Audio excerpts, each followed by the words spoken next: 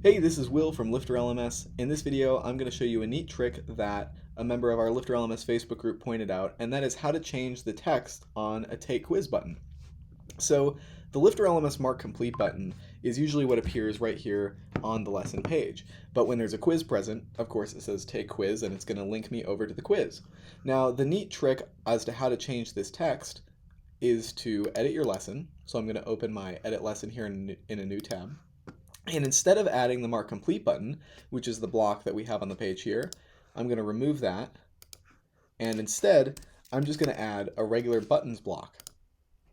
And I can say, instead of Take Quiz, maybe I'll say Take Final Test. And I can center align this.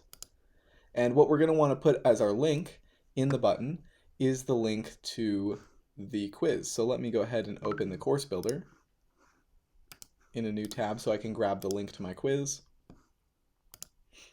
On lesson 1 here, here's my quiz. And in the general settings, we'll find the link to the quiz. Go ahead and copy that. And that's just going to be the link that I put here in my button. And apply. Let me go ahead and update my lesson and take a look. Awesome, so now it says Take Final Test, and when I click on it, it takes me right to the quiz page. Now, the reason this works is because when a quiz is present, the Mark Complete button just takes you over to the quiz. So we can do that with the URL. This would not work usually for the Mark Complete button because the Mark Complete button has some advanced PHP stuff that happens in the background, but this does work very well for the Take Quiz button. So that's a neat little trick if you wanted to change the Take Quiz button on a specific lesson.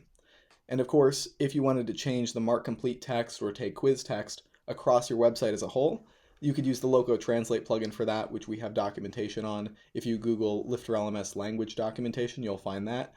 But this is a neat little trick to change the text on a specific Take Quiz button.